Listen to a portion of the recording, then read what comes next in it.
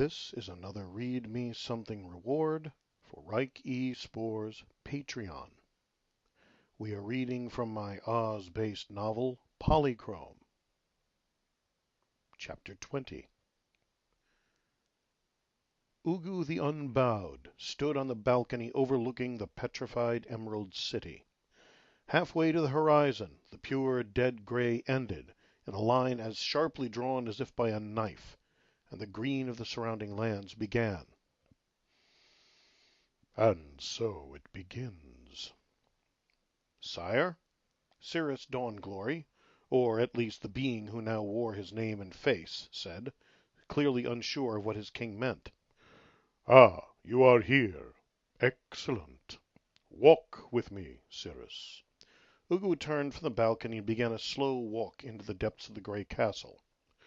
Our spies, the finest and most subtle of the transformed spirits of air which the Queen could craft, have reported back, and today, almost precisely 1 year after his arrival, the mortal has left the Rainbow Kingdom and landed somewhere in Fairy.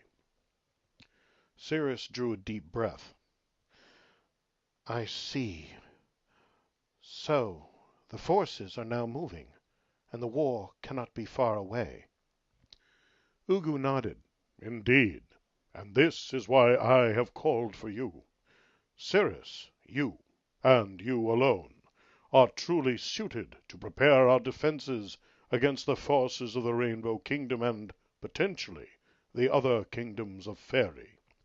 We must discuss this now, at some length, as we have no way of knowing exactly when the assault will come, or in what form, and you may have extensive preparations to make. Cirrus's head, crowned with hair as fine and white as his namesake, nodded sharply. I understand, sire. I have many thoughts on this. They passed from the south wing to the west, walking now through the area of the castle reserved for Ugu's use. Ugu smiled thinly. I am sure you do, and you will write them all down later. Cirrus glanced at him, puzzled. We have far more important matters to discuss. Matters involving Her Majesty. Cirrus went several shades paler. My king? You wonder that even I would speak of her.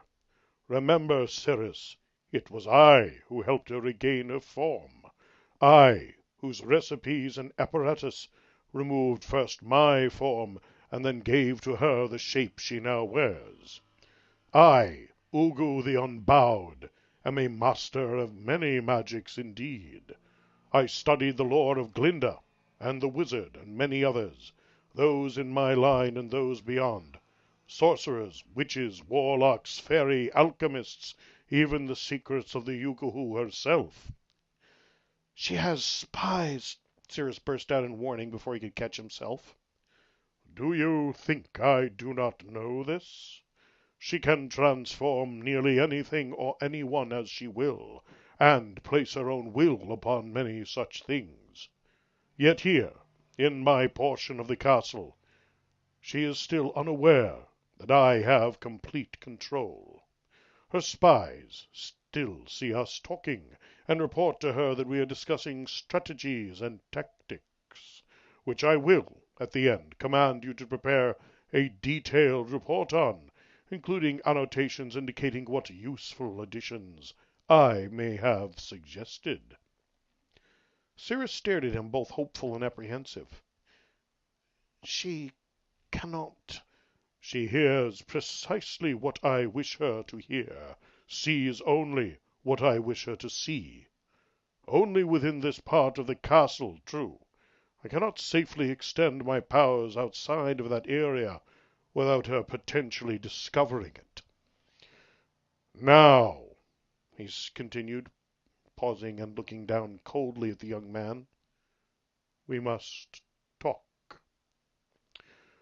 You see, I am quite aware of the Queen's nature.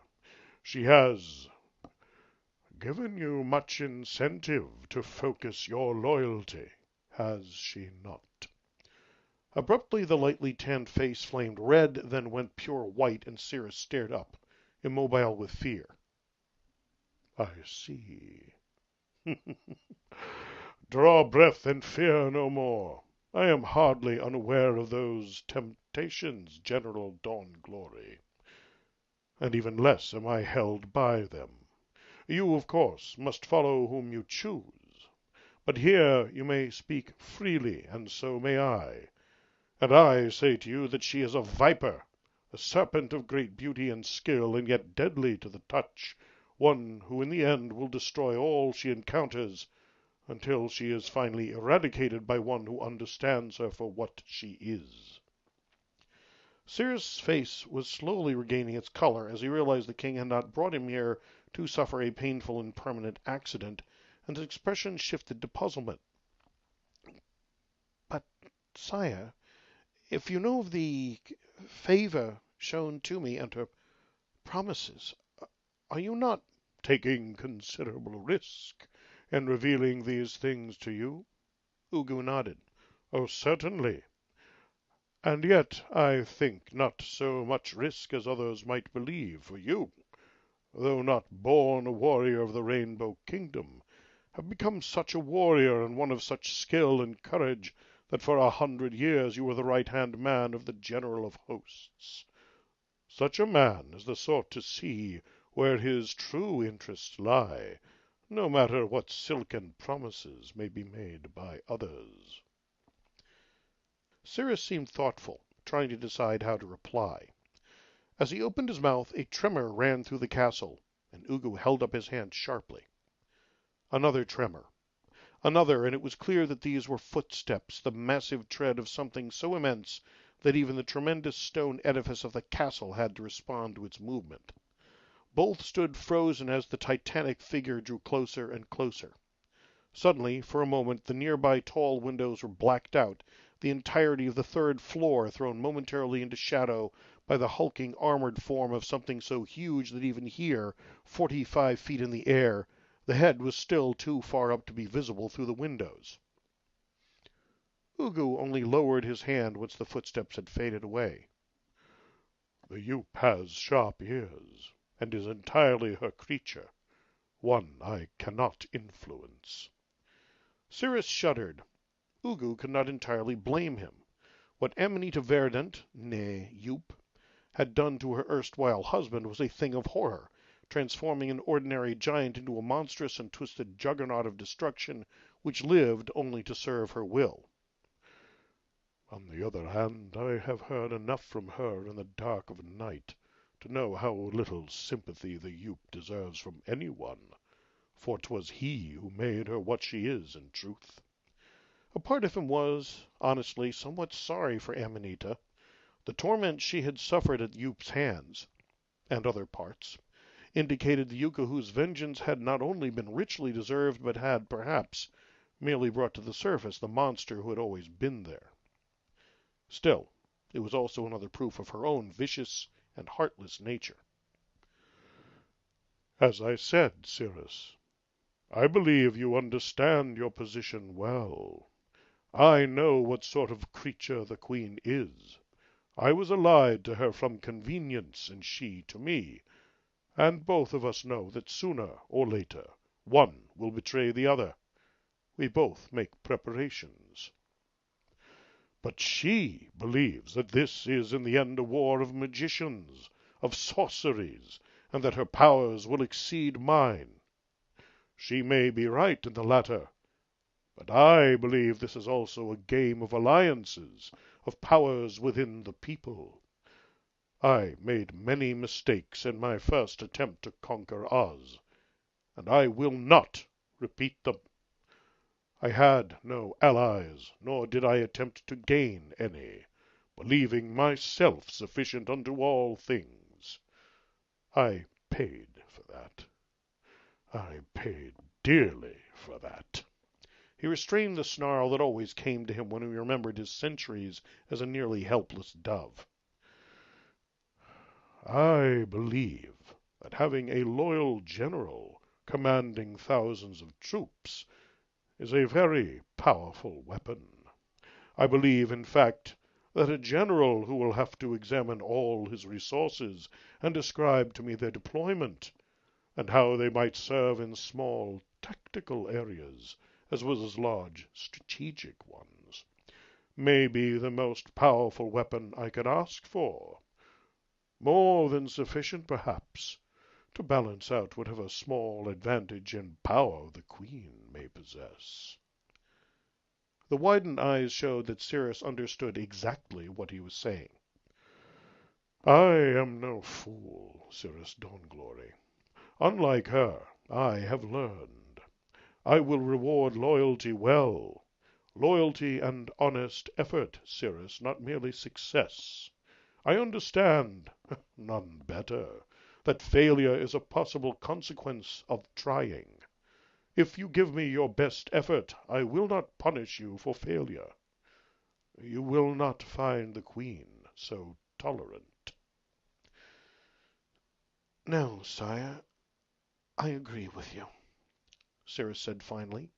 He had, after all, seen much of Amanita's temper. But when— We need not speak of that now. You need neither write nor say anything of that matter until I say otherwise. He smiled with a sharp and cold expression in his eyes. But think much upon it, and how best it can be accomplished when the time comes. Perhaps just after the true mortal has been captured and the final sealing ritual performed. I need her for that, but afterwards she would be no longer necessary. He sighed. And to tell the truth, Cyrus, she is far too dangerous to live much longer. You have seen her volatility, as she tempers more and more with the darkest forces. I am afraid she will only become worse. She will be a danger, not just to me, but to our entire realm. Ugu looked straight into Cyrus's eyes. What say you then, Cirrus Dawnglory? Are you with your king? For answer, Cyrus dropped to one knee. He drew his sword and held it up, presenting it to the king. I swear to you, my king, my loyalty and my strength and my will are yours to command. Ugu smiled and took the sword, reversed it, and placed it back in Cirrus Dawnglory's hands. It is well, Cyrus. I accept your pledge with gladness. Rise, and let us continue our walk. They walked for a moment together, the tension in Cyrus clearly draining somewhat away, to be replaced by the tension of new realization. Yes, that will be a problem, my friend. You must continue to play your part with her. He gave a sudden laugh. Ah, perhaps I will show some jealousy over this favor of hers, giving her both the belief that she can still control me in that fashion, and that I have no clear hold over you. How sits that with you, Cyrus? Could you manage to carry out such a deception? Now it was Cyrus's turn to laugh. My king, my apologies for reminding you of what you doubtless recall. Yet you speak to one who walked the Rainbow Fortress for 3 centuries and more, and never once was suspected. Ha! No, my apologies to you instead. Of course, such a simple task you can manage. Amanita is far less subtle than Iris Mirabilis or his general, I think. He nodded, noting where they were. We are close to the area where her spies will begin to hear us again. So I will begin to speak of another important matter, one connected to strategy, which follows logically from what she will have seen. He took another deep breath. General, I have one other command for you, and I suspect you will not like it. Realizing he was once more potentially under the watchful eye of the Queen, Cyrus looked suspicious. And what is that, sire? While you may have to journey the country for a short time in the next few weeks, you are to return here immediately if any sign of enemy forces is seen. Moreover, you are not to allow yourself to be seen outside of our most loyal troops. Your name will not be mentioned. You must choose another name for your persona as the general of our forces. As soon as it seems even possible that an agent of the enemy could be in Oz, you will return to the castle and remain there, never emerging until and unless I give permission." "What? Why, sire? A general cannot command his troops nearly as well when he must remain hidden."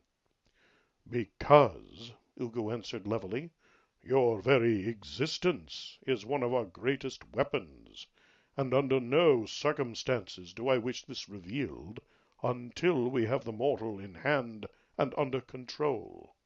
You are welcome, encouraged even, to devise all the stratagems, plots, and tactics that you wish, and we will make all manner of use of them, but you will take absolutely no risks that may betray your identity." He looked down at Cirrus, face forbidding and grim. "Is that understood, General?" Cirrus's look of resigned frustration was picture perfect. Ugu could not tell how much of it was honest annoyance, and how much of it was merely following a script the younger man clearly understood very well. "As my king commands." "So I do." He glanced at the sun in the sky. "I have other duties to attend to for now. General, I want you to write up a report on all we discussed this day, and submit it to me, with your recommendations, before 3 days have passed." General Dawnglory bowed. "It will be done." "Then that is all. Dismissed." He watched the argent-haired warrior depart, and allowed himself a small smile. Let Amanita make of that what she would. He now knew he had a powerful ally which the Yookoohoo would underestimate, and he knew how best to use him. In a few months there would be only a king in Oz.